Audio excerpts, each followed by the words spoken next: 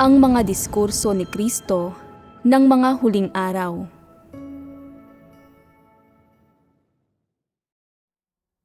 Sa totoong pagpapasakop lamang, maaaring magkaroon ng tunay na pagtitiwala ang isang tao.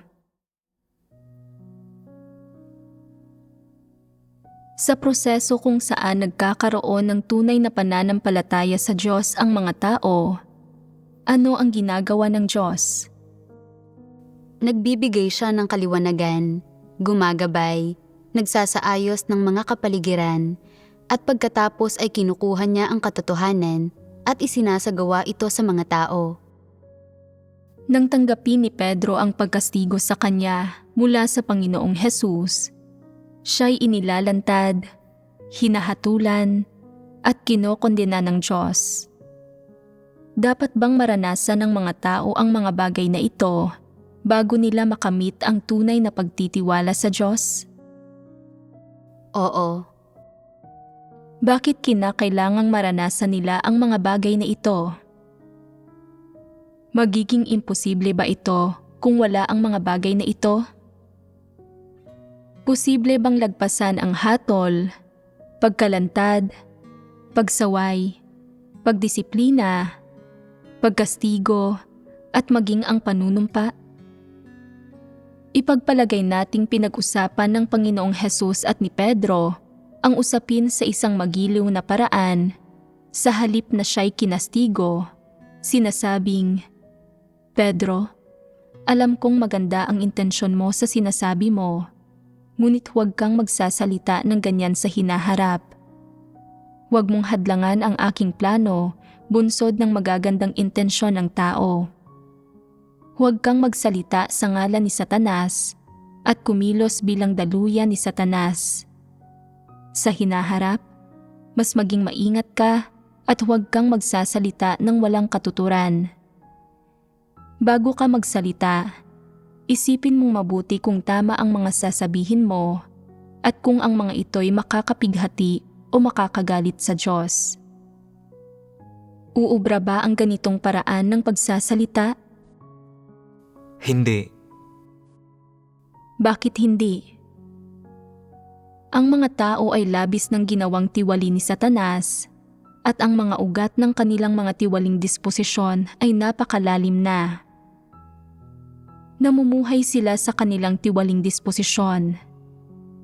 Ang lahat ng kaisipan nila, gawa, imahinasyon, kuro-kuro, ang lahat ng mithiin at direksyon ng buhay nila, at ang mga motibasyon para sa lahat ng sinasabi at ginagawa nila ay nagmumula sa kanilang tiwaling disposisyon. Ayos lang ba kung hindi sila kakastiguhin ng Diyos? Mapagtatanto ba nila ang kabigatan ng problemang ito? Mapupuksa ba ang ugat ng kanilang kasalanan?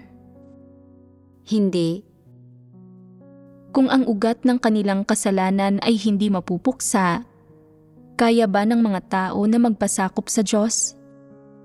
hindi, Malinaw na ba sa iyo ngayon kung ito ay isang mabuti o masamang bagay kapag kinokondena at isinusumpa ng Diyos ang mga tao?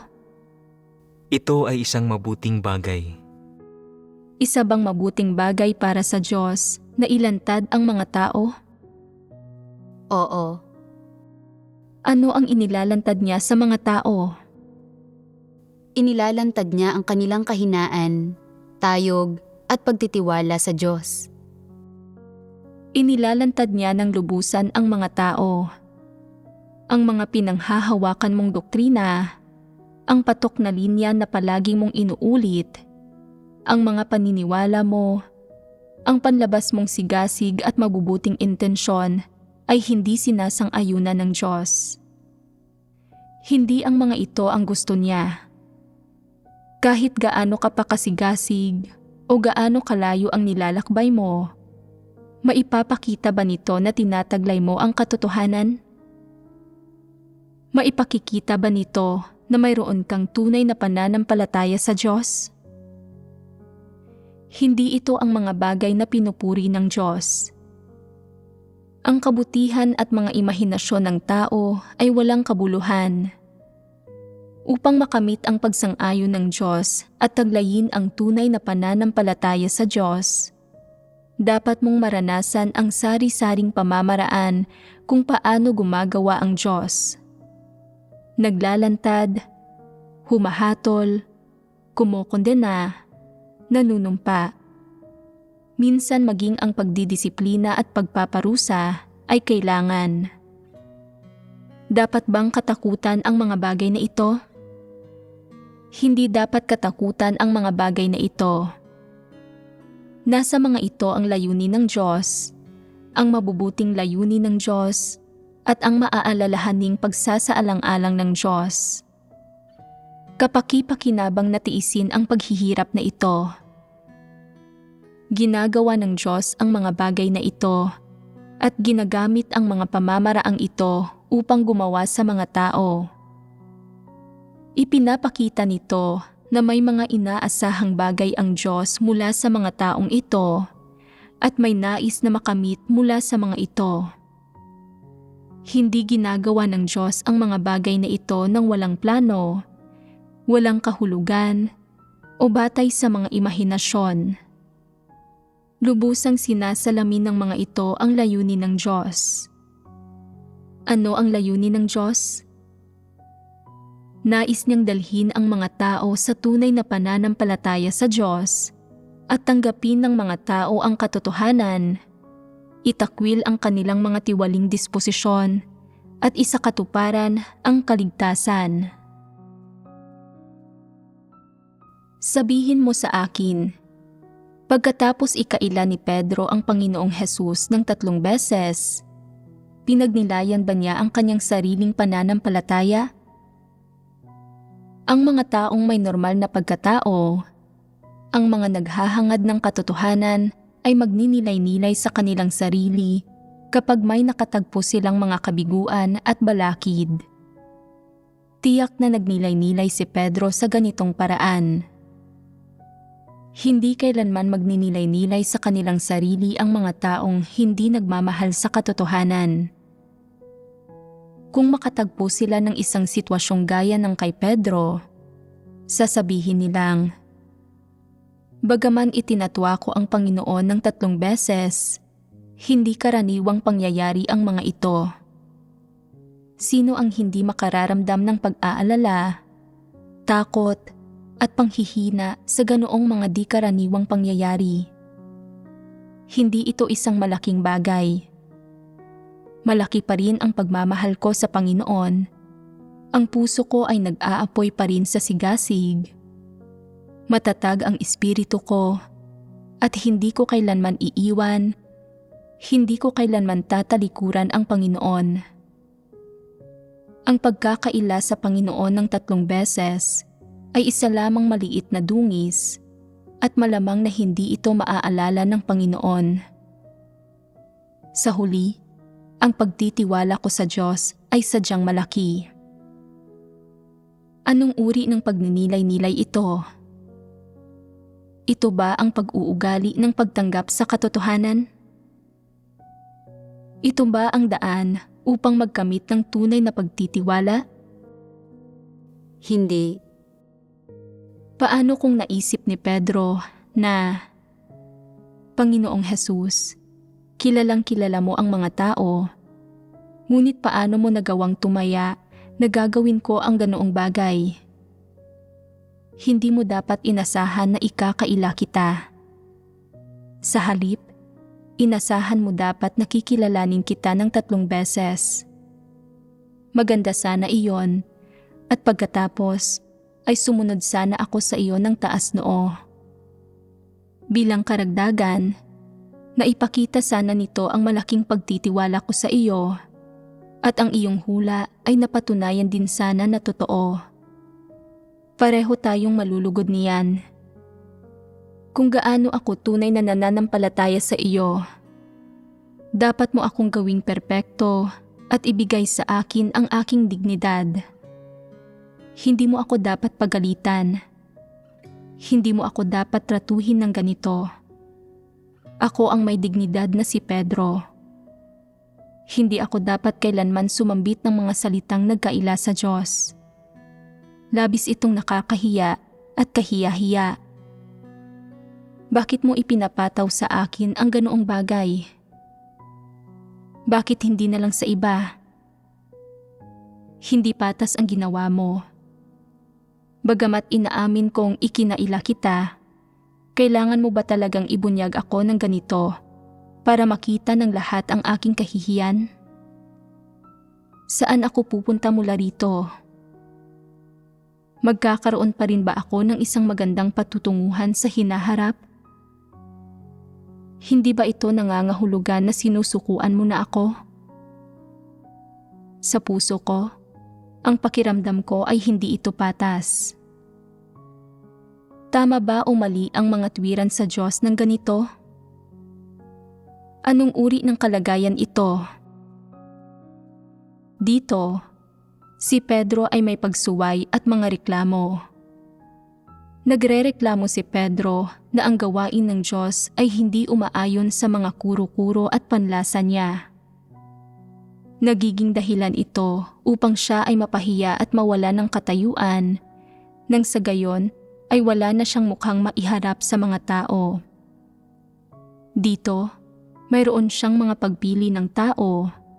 May mga reklamo siya ng tao, pagsuway, paglaban, at paghihimagsik. Ang lahat ng bagay na ito ay mga tiwaling disposisyon. Ang pag-iisip sa ganitong paraan, pagkilos sa ganitong paraan, at pagkakaroon ng ganoong asal at estado ay malinaw na mali. Kung ang mga tao ay nag-iisip at kumikilos gaya nito at hindi sila pinagagalitan ng Diyos, magkakaroon ba sila ng tunay na pananampalataya pagkatapos na sila ay mailantad? Magkakaroon ba sila ng tunay na pagtitiwala sa Diyos? Hindi. Anong uri ng resulta ang naghihintay para sa mga taong nagrereklamo, naghihimagsik, lumalaban, at tumatanggi sa inilalantad ng Diyos ukol sa kanila, at kung paano sila itinatrato ng Diyos gaya nito? Ano ang dinadala nito sa buhay ng ganoong mga tao? Ang unang bagay na dinadala nito ay kawalan. Ano ang implikasyon ng kawalan? Ayon sa nakikita ng Diyos, masyado kang mahirap na ituwid. Kahit anong mangyari sa iyo, palagi kang may mga pagpili at palagi kang may mga sariling panlasa, sarili mong kalooban, mga sarili mong opinyon, at ang mga sarili mong imahinasyon, kuro-kuro at konklusyon. Kaya ngayon, bakit nananalig ka pa rin sa Diyos?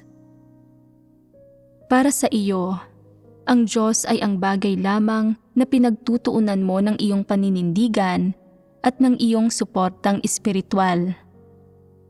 Hindi mo kailangan ang Diyos, ang mga salita ng Diyos, ang katotohanan ng Diyos, o ang ipinagkakaloob ng Diyos para sa buhay, at siguradong hindi mo kailangan ang Diyos na gumawa ng anumang uri ng gawain ng paghatol sa iyo na nagdudulot sa iyo ng maraming kirot. Bilang tugon, sinasabi ng Diyos na, "Madali iyan, hindi ko kailangang gawin iyan sa iyo. May isang bagay lang, dapat mo akong iwan. May karapatan ka sa mga pagpili mo, at may karapatan din akong pumili. Pwede mong piliing huwag tanggapin ang aking pamamaraan ng pagliligtas sa iyo, sa parehong paraan na pwede ko ring piliing huwag kang iligtas. Nangangahulugan ba ito na ikaw at ang Diyos ay walang kinalaman sa isa't isa? Ito ba ang kalayaan ng Diyos? May karapatan ba ang Diyos na gawin ito? Oo. May karapatan ba ang mga tao na piliing huwag tanggapin ang kaligtasan ng Diyos? Karapatan din ito ng mga tao. Pwede kang sumuko o pwede mong tanggihan ang kaligtasan na mayroon ang Diyos para sa iyo. Ngunit sa huli, ikaw ang magdaranas ng kawalan. Hindi lamang na ikaw ay hindi magagawang perpekto ng Diyos, kundi itatakwil at ititiwalag ka rin ng Diyos. Sa huli, ikaw ay parurusahan ng doble. Ito ang resulta para sa iyo. Iyan ang kaguluhang naghihintay para sa iyo. Kaya, dapat piliin ng mga taong gustong mailigtas na magpasakop sa gawain ng Diyos. Tanging sa ganitong paraan lang na ang mga tao ay makabubuo ng tunay na pagtitiwala sa Diyos at magkakamit ng tunay na pananampalataya sa Kanya. Ang ganoong pananampalataya ay dahan-dahang nabubuo sa proseso ng pagpapasakop sa kataas-taasang kapangyarihan at pagsasaayos ng Diyos. Ang mga tiwaling disposisyon ng tao ay nakatago sa mga layuning nasa likod ng kanilang pananalita at kilos, sa kanilang pagtingin sa mga bagay-bagay, sa kanilang bawat kaisipan at ideya, at sa kanilang mga pananaw, pangunawa, kuro-kuro, pagtingin, kahilingan, at hinihingi kaugnay ng katotohanan, ng Diyos at ng gawain ng Diyos. Ito'y nabunyag mula sa mga salita at kilos ng mga tao nang hindi nila nalalaman. Kung gayon, paano tinatrato ng Diyos ang mga bagay na ito sa loob ng mga tao? Nagsasaayos siya ng iba't ibang kapaligiran para ilantad ka. Hindi ka lamang niya ilalantad, kundi hahatulan ka pa niya. Kapag ibinunyag mo ang iyong tiwaling disposisyon, kapag may mga kaisipan at ideya ka na salungat sa Diyos, kapag may mga kalagayan at pananaw ka na laban sa Diyos, kapag may mga kalagayan kung saan mali ang pagkaunawa mo sa Diyos, o nilalabanan at kinokontra mo siya, sasawayin ka ng Diyos, hahatulan at kakastiguhin ka niya, at kung minsay didisiplinahin at parurusahan ka pa niya. Ano ang layunin ng pagdidisiplina at pagsaway sa iyo? Upang makapagsisi ka at magbago. Oo, ito ay upang makapagsisi ka. Ang naisa sa katuparan ng pagdidisiplina at pagkastigo sa iyo ay hinahayaan ka nitong baguhin ang direksyon mo. Ito ay para ipaunawa sa iyo na ang mga iniisip mo ay mga kuro-kuro ng tao at na mali ang mga iyon. Ang mga motibasyon mo ay nagmula kay Satanas, mula sa kalooban ng tao, hindi kumakatawan ang mga iyon sa Diyos, at hindi naaayon ang mga ito sa katotohanan, hindi tugma sa Diyos, hindi mapalulugod ng mga iyon ang mga layunin ng Diyos. Kasuklam-suklam at kamuhi-muhi sa Diyos ang mga iyon. Nag-uudyok ang mga iyon ng kanyang puot at pinupukaw pa ang kanyang pagsumpa. Pagkatapos mapagtanto ito, kailangan mong baguhin ang iyong mga motibasyon at pag-uugali. At paano nababago ang mga iyon? Una sa lahat, kailangan mong magpasakop sa paraan ng pagtrato sa iyo ng Diyos at magpasakop sa mga kapaligiran at mga tao, mga pangyayari at bagay na itinatakda niya para sa iyo. Huwag kang maghanap ng butas, huwag kang magbigay ng mga tahasang dahilan at huwag kang umiwas sa iyong mga responsibilidad. Pangalawa, hanapin mo ang katotohanang dapat isagawa at pasukin ng mga tao kapag ginagawa ng Diyos ang mga ginagawa niya. Hinihiling ng Diyos na unawain mo ang mga bagay na ito. Nais niyang kilalanin mo ang iyong mga tiwaling disposisyon at satanikong diwa para magawa mong magpasakop sa mga kapaligirang isinasaayos niya para sa iyo at, sa huli, para makapagsagawa ka alinsunod sa kanyang mga layunin at sa kanyang mga hinihingi sa iyo. Sa gayoy nakapasa ka na sa pagsubok. Sa sandaling tumigil ka na sa paglaban at pagtutol sa Diyos, hindi ka na makikipagtalo sa Diyos at magagawa mong magpasakop. Kapag sinasabi ng Diyos na, "Lumagay ka sa likuran ko, Satanas," tumutugon ka ng, "Kung sinasabi ng Diyos na ako si Satanas, ako si Satanas." Kahit na hindi ko nauunawaan kung ano ang mali kong nagawa o kung bakit sinasabi ng Diyos na ako si Satanas, iniuutos niya sa akin na pumunta sa likod niya, kaya hindi ako dapat mag-atubili. Dapat kong hanapin ang mga pagnanais ng Diyos. Kapag sinasabi ng Diyos na ang kalikasan ng iyong mga kilos ay sataniko, sinasabi mong, "Kinikilala ko kung anuman ang sinasabi ng Diyos, tinatanggap ko ang lahat ng iyon." Anong pag-uugali ito? Ito ay pagpapasakop. Pagpapasakop ba kapag alanganin mong tinatanggap ang pagsasabi ng Diyos na ikaw ay isang dyablo at si Satanas, ngunit hindi mo ito matanggap at hindi mo kayang magpasakop kapag sinasabi niya na isa kang halimaw? Ang pagpapasakop ay nangangahulugan ng lubos na pagsunod at pagtanggap, hindi pakikipagtalo o hindi pagtatakda ng mga kondisyon. Nangangahulugan ito ng hindi pagsusuri ng sanhi at epekto sa kabila ng mga makatwirang dahilan at ang tanging iniisip mo lamang ay ang pagtanggap. Kapag nakamit na ng mga tao ang pagpapasakop na tulad nito, malapit na sila sa tunay na pananampalataya sa Diyos. Habang lalong kumikilos ang Diyos at habang lalo mong nararanasan, lalong nagiging totoo sa iyo ang kataas-taasang kapangyarihan ng Diyos at lalong lalaki ang iyong tiwala sa Diyos at mas lalo mong mararamdaman na lahat ng ginagawa ng Diyos ay mabuti, walang masama roon. Hindi ako dapat mamili, kundi dapat magpasakop. Ang aking responsibilidad, ang aking obligasyon, ang aking tungkulin ay para magpasakop. Ito ang dapat kong gawin bilang isang nilikha.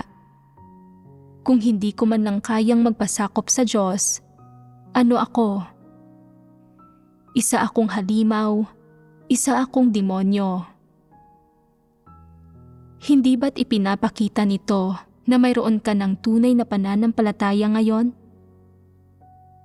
Kapag dumating ka na sa puntong ito, ikaw ay magiging walang bahid, kaya magiging madali para sa Diyos na gamitin ka at magiging madali rin para sa iyo na magpasakop sa mga pangangasiwa ng Diyos.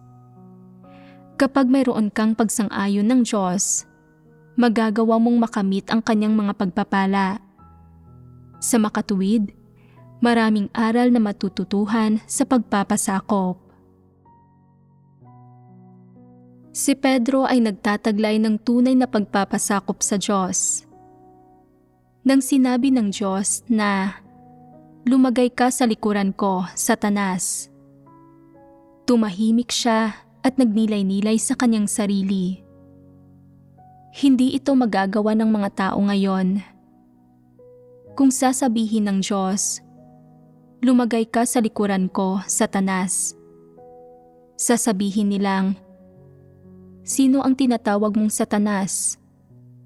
Hindi tama na sabihin mong ako si Satanas. Sabihin mong ako ay pinili ng Diyos. Iyan ang maganda. Na kaya kong tumanggap at magpasakop.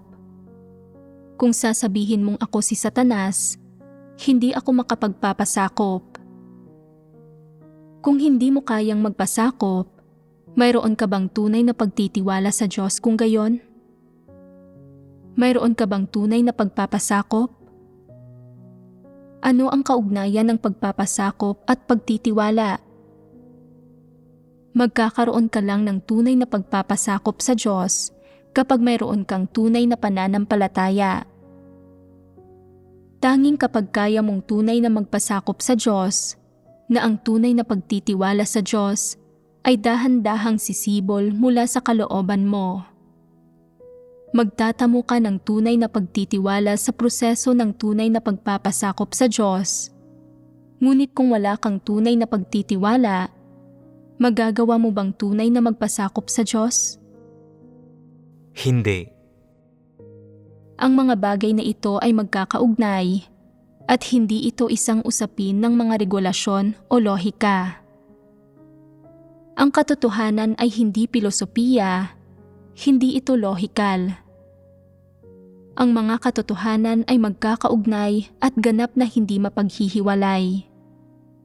Kung sinasabi mo na upang magpasakop sa Diyos, dapat may pagtitiwala ka sa Diyos, at kung may pagtitiwala ka sa Diyos, dapat kang magpasakop sa Diyos.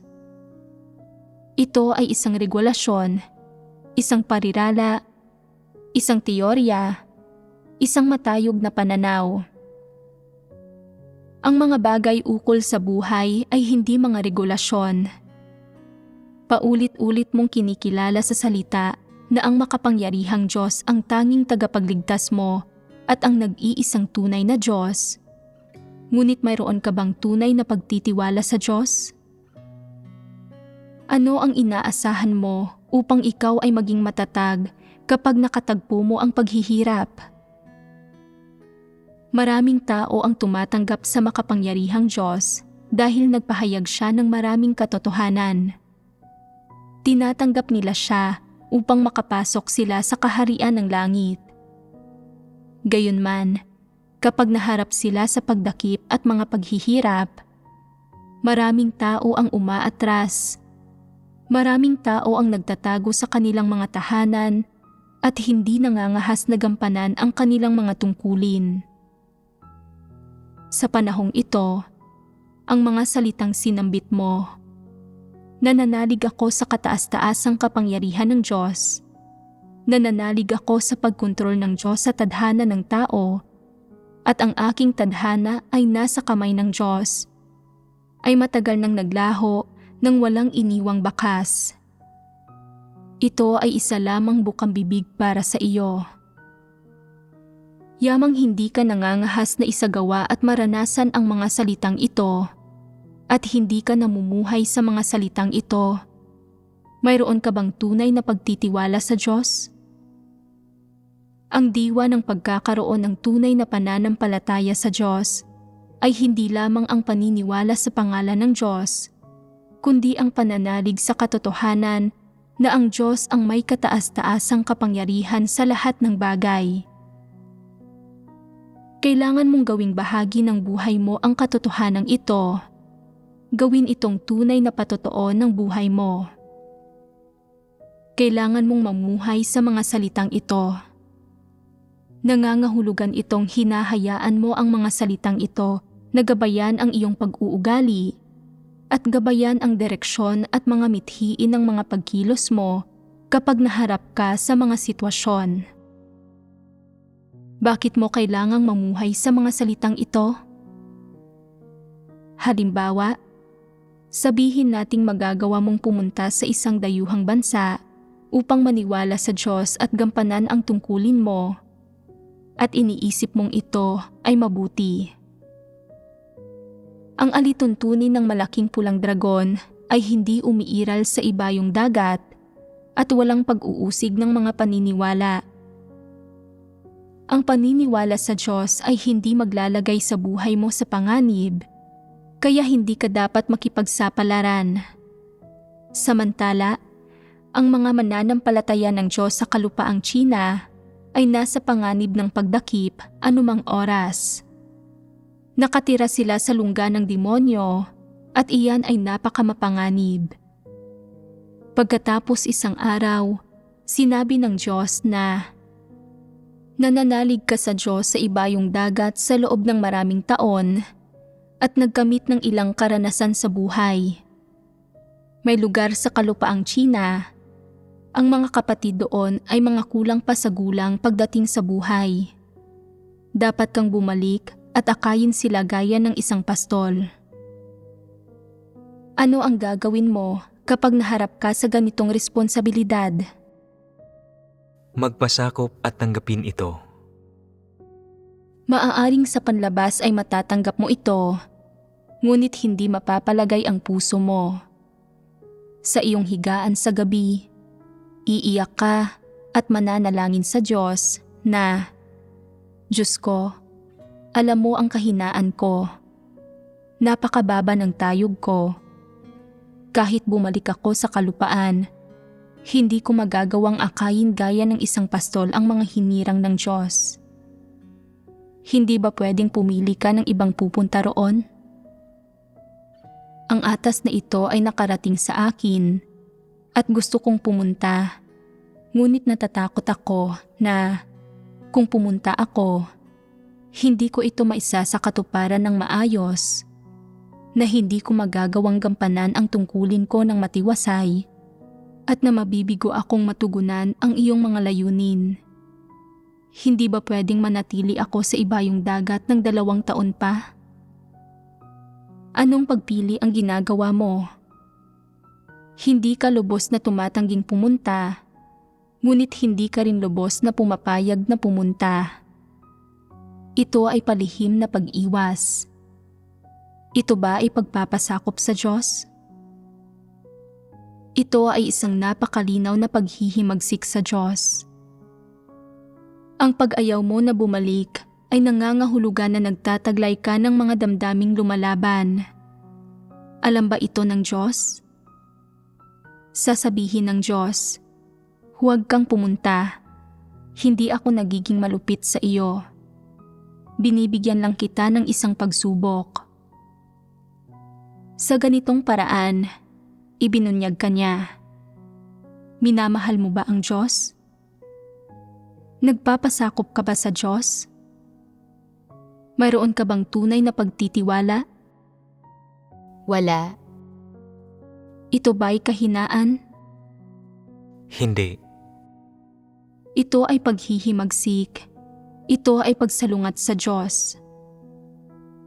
Ang pagsubok na ito ay nagbunyag na wala kang tunay na pagtitiwala sa Diyos, wala kang tunay na pagpapasakop, at hindi ka nananalig na ang Diyos ang may kataas-taasang kapangyarihan sa lahat ng bagay.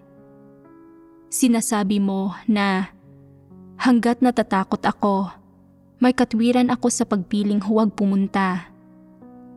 Hanggat ang buhay ko ay nasa panganib, pwede akong tumanggi. Hindi ko kailangang tanggapin ang atas na ito at pwede kong piliin ang sarili kong landas. Pwede akong mapuno ng mga reklamo at mga hinaing. Anong uri ng pagtitiwala ito? Walang tunay na pagtitiwala rito. Kahit gaano pa katayog ang mga sawi-kaing isinisigaw mo, magkakaroon ba ito ng anumang epekto ngayon? Walang kahit ano. Ang mga pangako mo ba ay magkakaroon ng anumang epekto? May idudulot ba itong kabutihan kung ang ibang tao ay magbabahaginan sa katotohanan at kikilos upang kumbinsihin ka? Kahit pa pumunta ka sa kalupaan ng hindi bukal sa loob mo, pagkatapos nilang kumilos upang kumbinsihin ka, ito ba ay maituturing na tunay na pagpapasakop? Hindi ito ang paraan ng pagpapasakop na nais ng Diyos sa iyo. Kung pupunta ka ng hindi bukal sa loob mo, mawawalan ng kabuluhan ang pagpunta mo. Hindi gagawa ang Diyos sa iyo at wala kang makakamit na anuman mula rito. Hindi pinipilit ng Diyos ang mga tao na gumawa ng mga bagay-bagay. Dapat bukal ito sa loob mo. Kung ayaw mong pumunta, kung gusto mong tumahak ng isang alternatibong daan, at kung palagi kang humahanap ng paraan upang tumakas, tumanggi, at umiwas, kung gayon ay hindi mo kailangang pumunta. Kapag ang iyong tayog ay sapat na ang laki at mayroon kang ganoong tiwala, voluntaryo mong hihilinging pumunta na sinasabing, pupunta ako kahit na walang sino man ang may gusto. Ngayon, talagang hindi na ako natatakot at ibubuwis ko ang buhay ko. Hindi ba't ang buhay ay bigay ng Diyos? Anong labis na nakatatakot tungkol kay Satanas? Ito ay isang laruan sa kamay ng Diyos at hindi ko ito kinatatakutan. Kung hindi ako madadakip, ito ay dahil sa biyaya at awa ng Diyos. Kung mangyaring madakip ako, ito'y dahil pinahintulutan ito ng Diyos. Kahit na mamatay ako sa bilangguan, dapat pa rin akong magpatotoo para sa Diyos. Dapat may ganito akong determinasyon, ipagkakatiwala ko ang buhay ko sa Diyos. Gagamitin ko kung ano ang naunawaan, naranasan, at nalaman ko sa buhay ko at makikipagbahaginan ako rito sa mga kapatid na walang pagkaunawa at kaalaman.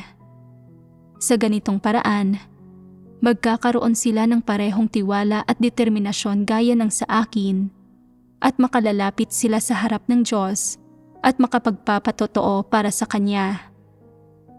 Dapat kong isaalang-alang ang mga layunin ng Diyos at pasanin ang mabigat na pasaning ito. Bagaman ang pagpapasa ng mabigat na pasaning ito ay nangangailangan ng pagbabakasakali at pagsasakripisyo ng aking buhay, hindi ako natatakot. Hindi ko na iniisip ang sarili ko. May Diyos ako. Ang buhay ko ay nasa kamay niya at bukal sa loob akong nagpapasakop sa mga pamamatnugot at pagsasaayos niya. Pagkatapos mong bumalik, kailangan mong magdusa sa kapaligirang iyon. Maaaring mabilis kang tatanda, puputi ang buhok mo, at kukulubot ang mukha mo. Maaaring magkasakit ka, o arestuhin at usigin, o kaya naman ay mapunta ka sa panganib ng kamatayan. Paano mo haharapin ang mga problemang ito? Ito ay muling nangangailangan ng tunay na pagtitiwala. Pwedeng bumalik ang ilang tao bunsod ng determinasyon, ngunit ano ang gagawin nila kapag naharap sila sa mga paghihirap na ito matapos nilang bumalik? Dapat kang magpasya at manalig sa kataas-taasang kapangyarihan ng Diyos.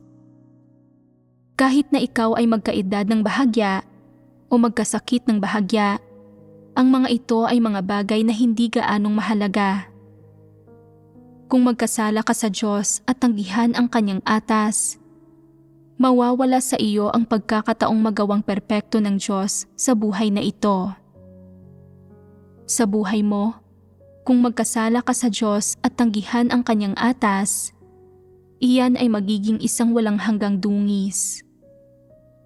Ang mawala ng oportunidad na ito ay isang bagay na hindi mo mababayaran ng kahit anong bilang ng taon ng kabataan mo. Para saan ang pagkakaroon ng isang malusog at malakas na katawan? Para saan ang pagkakaroon ng magandang mukha at magandang hugis ng katawan? Kahit na mabuhay ka hanggang 80 taon at ang isip mo ay matalas pa rin, kung hindi mo kayang unawain ang kahulugan ng kahit isang pangungusap na sinambit ng Diyos, hindi ba't iyan ay labis na kahabag-habag?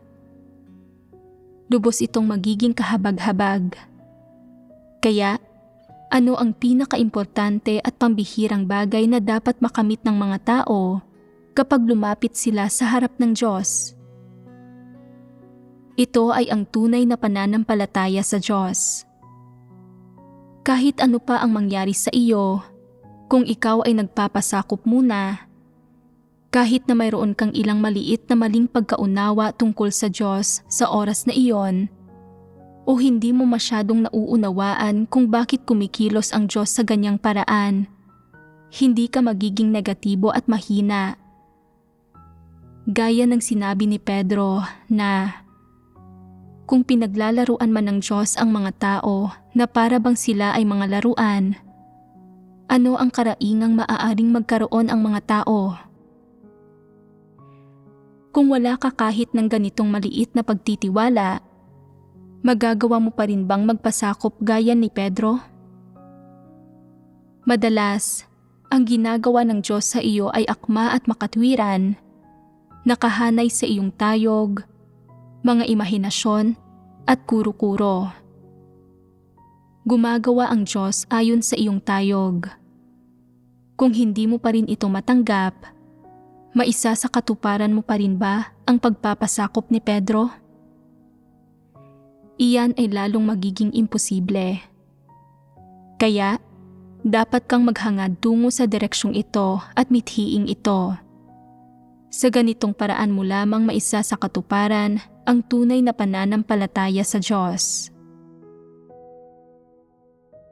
Kung walang tunay na pananampalataya ang mga tao, kaya ba nilang magpasakop sa Diyos? Mahirap sabihin iyan.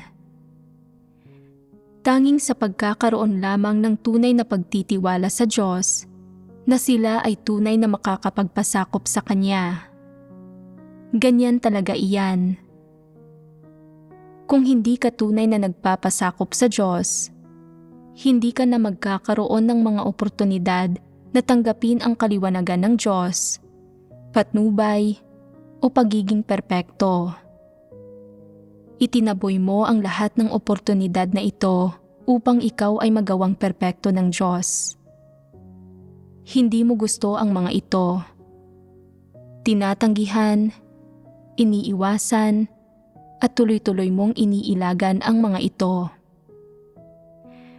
Palagi mong pinipili ang isang kapaligiran na may mga kaginhawahan ng laman at malaya sa pagdurusa. Ito ay isang problema. Hindi mo mararanasan ang gawain ng Diyos. Hindi mo mararanasan ang patnubay ng Diyos, ang pamumuno ng Diyos, at ang pangangalaga ng Diyos. Hindi mo nakikita ang mga gawa ng Diyos. Bilang resulta, hindi mo makakamit ang katotohanan at hindi mo makakamit ang tunay na pagtitiwala. Wala kang makakamit na anuman. Kung hindi mo makakamit ang katotohanan at hindi mo makakamit ang salita ng Diyos upang gawin itong buhay mo, makakamit ka ba ng Diyos? Tiyak na hindi. Ano ang pangunahing bagay na binabalak mong makamit sa pamamagitan ng pagiging naliwanagan, napatnubayan, at nagawang perpekto ng Diyos? Nakamit mo ang katotohanan at ang salita ng Diyos. Ibig sabihin, ang salita ng Diyos ay nagiging realidad mo, ang pinagmumula ng buhay mo, at ang prinsipyo, batayan, at pamantayan para sa lahat ng kilos mo. Kapag ganito ang sitwasyon, ano ang ipinamumuhay mo? Isang tiwaling disposisyon pa rin? Hindi. Sasabihin ba ng Diyos sa iyo na lumagay ka sa likuran ko, Satanas? Hindi niya sasabihin ito. Ano ang sasabihin ng Diyos? Ano ang depinisyong ibinigay ng Diyos kay Job? May takot siya sa Diyos at umiiwas sa masama, siya ay isang perpektong tao. Naaakmang sipiin dito ang mga salitang iyan. Kung nais ninyong matamo ang titulo at depinisyong ibinigay ng Diyos kay Job, madali ba itong gawin? Hindi ito madali. Dapat mong mapalugod ang puso ng Diyos sa lahat ng bagay. Hanapin ang mga layunin ng Diyos kahit saan. Kumilos alinsunod sa layunin ng Diyos at magpasakop sa mga pangangasiwa at pagsasaayos ng Diyos. Kung sinasabi mo lang na magpapasakop ka sa mga pangangasiwa at pagsasaayos ng Diyos, ngunit pagkatapos ay sinisikap mong analisahin kung bakit ang ilang pangyayari, mga tao, kaganapan, at bagay ay nangyayari sa iyo, may mga reklamo ka at maling pagkaunawa, at mali ang interpretasyon ukol sa mga layunin ng Diyos, iyan ang lubhang nakapagpapalungkot sa Diyos. Kung hindi mo gusto ang Diyos, hindi ka gugustuhin ng Diyos. Wala kayong magiging kaugnayan sa isa't isa.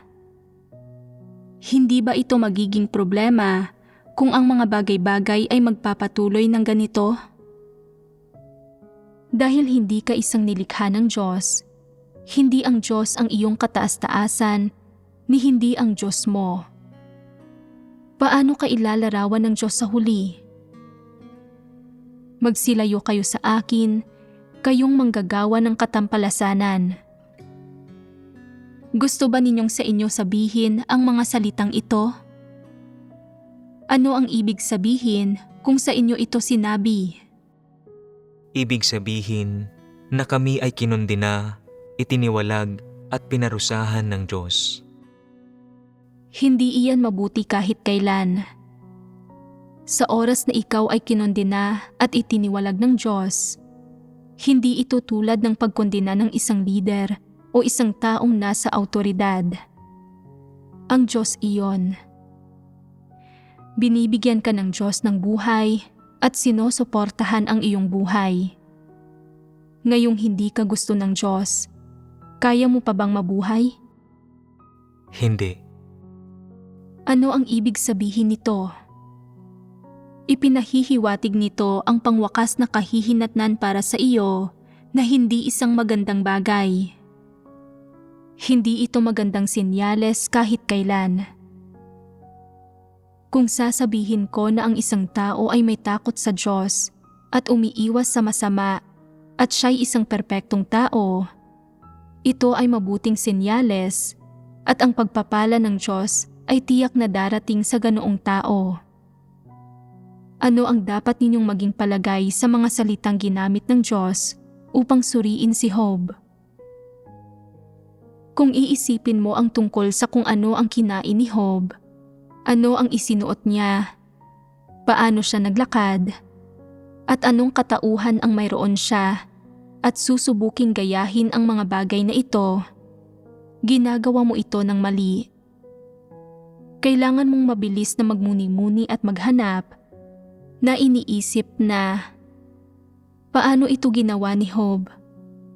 Ano ang ipinamuhay niya upang tanggapin ang pagsang-ayon ng Diyos? Sinabi ng Diyos na si Job ay may takot sa Diyos at iniwasan ang masama, na siya ay isang perpektong tao. Hindi iyan maliit na bagay. Iyan mismo ang sinabi ng Diyos. Dapat kong tularan ang halimbawa ni Job, hanapin ang daan ng pagkatakot sa Diyos at pag-iwas sa masama, at magsikap na maging isang tao rin na may takot sa Diyos at umiiwas sa masama. Gagawin ko ito nang sa gayon ay sasang-ayunan din ako ng Diyos at tatawagin ako sa pamamagitan ng titulong ito. Nais kong maging isang perpektong tao sa mata ng Diyos.